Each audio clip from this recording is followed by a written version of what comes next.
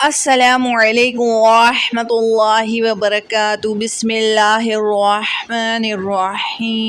ملک ایران کے ایک چھوٹے سے گاؤں میں ایک نیک نوجوان رہا کرتا تھا، جس کی نیک سیرت ہونے کی وجہ سے پورے محلے والے اس سے بڑی پیار اور محبت کرتے تھے۔ اس کے ماں باپ مر چکے تھے اور اس کی پرورش مسجد کے ایک امام صاحب نے کی تھی، جو اسے اپنی اولادوں کی طرح سمجھتے تھے۔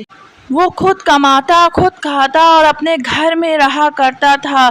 اس نے ایک طوطا پالا ہوا تھا۔ وہ طوطا پالنے والا طوطا تھا۔ اس نے اس طوطے کو ایک بات سکھائی تھی کہ ہمیشہ سچ بولنا، جھوٹ کبھی نہ بولنا، اور قرآن پاک کی تھوڑی تھوڑی چھوٹی چھوٹی آیتیں بھی اس کو سکھائی تھی۔ اس لیے وہ طوطا تھوڑا بہت بول لیا کرتا تھا۔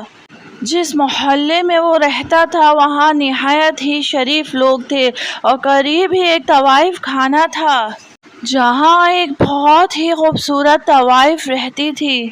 ایک دن اس طوائف کو اس کی ملازمہ نے کہا کہ اس محلے میں نہایت ہی خوبصورت نوجوان لڑکا رہتا ہے، جو کہ بڑا نمازی پرہیزگار ہے، اور وہ تمہاری خوبصورتی کے بارے میں بالکل نہیں جانتا۔ طوائف نے کہا کہ اگر نہیں جانتا تو جان جائے گا، اور میں اسے اپنے جال میں پھنسا ہی لوں گی۔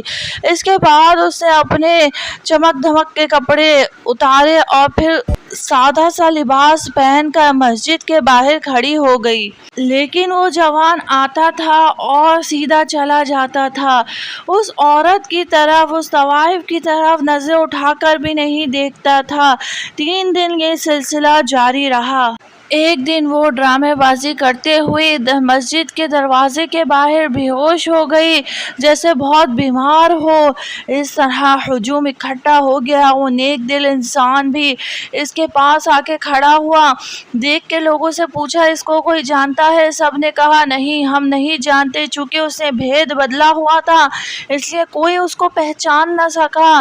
اس نیک دل بندے نے کہا، اسے اٹھا کر میرے گھر پہنچا دو۔ سب نے اٹھا کر اس کے گھر میں پہنچا دیا۔ نوجوان اس کے بعد عشاء کی نماز پڑھنے چلا گیا۔ عشاء کی نماز پڑھ کر آیا تو وہ عورت کمزوری کا بہانہ کرنے لگی۔ اس نوجوان نے طبیعت پوچھی اور کہنے لگی کہ طبیعت ٹھیک نہیں ہے، اور آنکھوں ہی آنکھوں میں شرارت کرنے لگی اور اپنی جوانی اس کو دکھانے لگی۔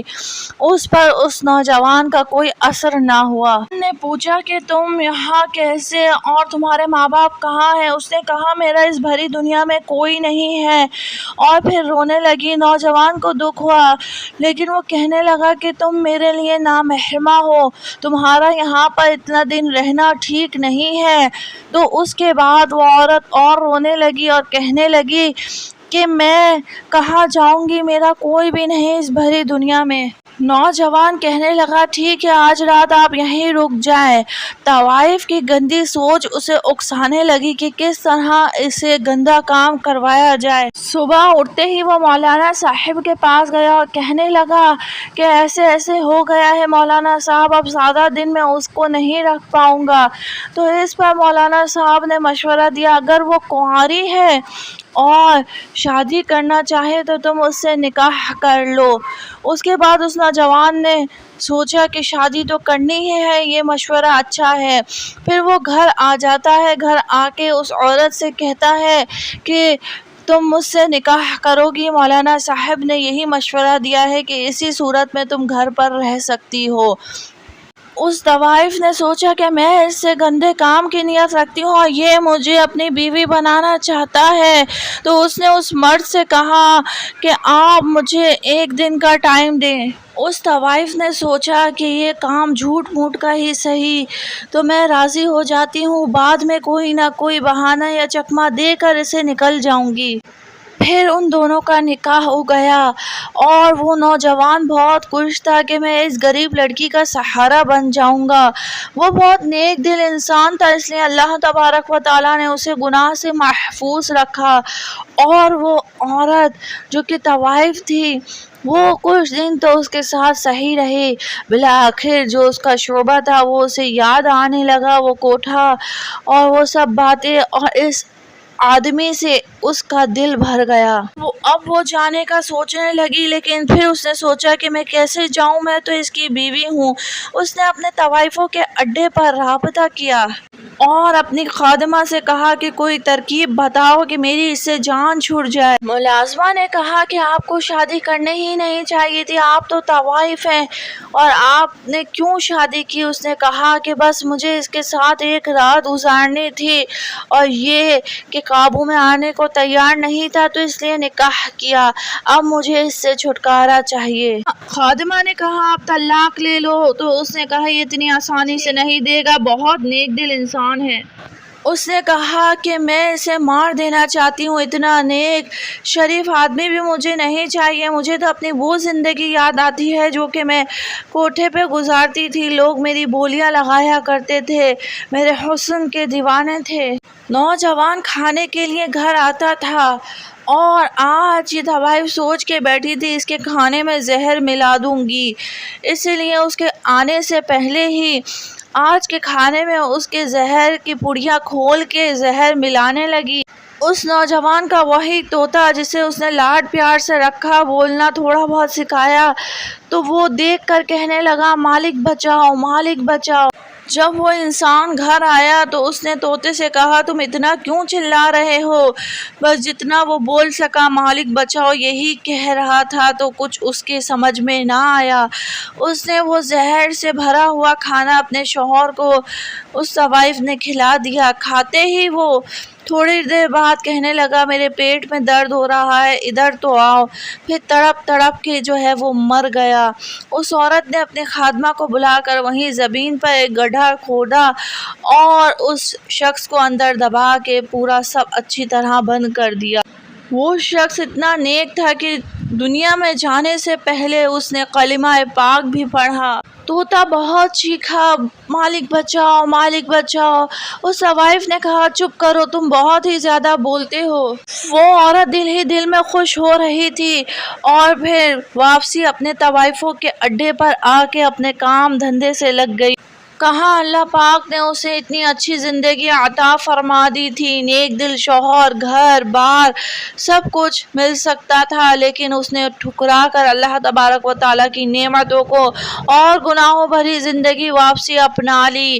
ایسے گناہ گار لوگوں کا دل سیاہ ہو جاتا ہے، پھر نیک دل لوگ یا نیکی کی بات ان کے دل پر عمل نہیں کرتی۔ اس کے پاس موقع تھا لیکن اس نے وہ موقع گنوا دیا۔ بہرحال یہاں پر جو ہے وہ امام صاحب پریشان ہو رہے تھے کہ کیوں نہیں آیا آج میرا شاگرد۔ اس پر جو ہے ان کی بیوی نے کہا نیا شادی شدہ جوڑا ہے، کیا پتہ گھومنے گیا ہو۔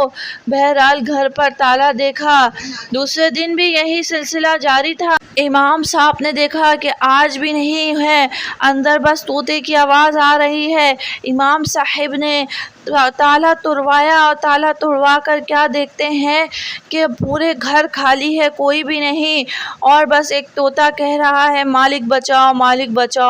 امام صاحب بہت پریشان تھے کیونکہ انہوں نے اپنی اولادوں کی طرح پالا تھا۔ اس طوطے کو اللہ تبارک و تعالیٰ نے قوت غوائی عطا فرمائی امام صاحب کی دعا سے، اور اس طوطے نے سارا احوال کہہ سنایا۔ اب امام صاحب بڑے غصے میں تھے۔ اس سے پہلے ان کو 2 دن تک یہ خواب بھی آ رہا تھا کہ سفید کفن میں لپٹا ہوا وہ شخص جو ہے چلتا ہوا آ رہا ہے، جسم پہ خون لگا ہے، اور ان کے سمجھ نہیں آ رہا تھا۔ اب وہ ماجرا طوطے کے بتانے سے سمجھ چکے تھے۔ بہرحال انہوں نے کھدوائی کرائی اور اس کے بعد اس شخص کی لاش نکالی، لاش نکال کر اس کو کفن دفن کیا اور باقاعدہ اس کا نماز جنازہ اس سے پہلے پڑھایا گیا۔ غسل کے بعد مٹھو کو مولانا صاحب نے اپنے گھر پہنچا دیا اور پھر غصے میں طوائف کے پاس پہنچے اور پھر زور سے آواز دینے لگے۔ اندر سے اس کی خادمہ باہر آئی اور کہنے لگی کہ کس کے بارے میں پوچھتے ہو؟ مولانا صاحب نے کہا بلاؤ اس گندی طوائف کو جس نے میرے شاگرد میرے بیٹے کا یہ حشر کیا۔ اس پر جو ہے وہ عورت کہنے لگی آپ کیا سزا دیں گے؟ اللہ تبارک و تعالیٰ نے اسے سزا دے دی ہے، اس کا پورا جسم جیتے جی چھپکلی کا بن چکا ہے اور چہرہ بھی رفتہ رفتہ بدل رہا ہے، آپ چاہیں تو دیکھ لیں۔ اس پر اس نے کہا کہ ہم نے اسے الگ کمرے میں رکھا ہوا ہے، میں نے اس کا ساتھ دیا اس لیے رفتہ رفتہ میرے جسم اور چہرے میں بھی تبدیلی آ رہی ہے، آپ ہمیں معاف کر دیں۔ اللہ تعالیٰ کی اس سے بڑھ کر اور کیا سزا ہوگی کہ ایک انسان ہی چھپکلی بن جائے۔ امام صاحب نے کہا کہ میں تمہیں کیا کہوں، میرا شاگرد تو شہادت کا رتبہ پا چکا ہے، تم لوگوں کو صحیح اللہ تبارک و تعالیٰ نے دنیا میں ہی ایسی سزا دی۔ اللہ اکبر۔ تو پیارے بہن بھائیوں، امید ہے آپ کو واقعہ پسند آیا ہوگا۔ حقیقت اسلامک ٹی وی کو سبسکرائب کر دیں، ساتھ ہی بیل آئیکن ہے اس کو دبا دیں تاکہ آنے والا نیا واقعہ نوٹیفیکیشن آپ تک پہنچ سکے، اور ثواب جاریہ کی نیت سے ویڈیو کو لائک اور شیئر کر دیا کریں۔ السلام علیکم، اللہ حافظ۔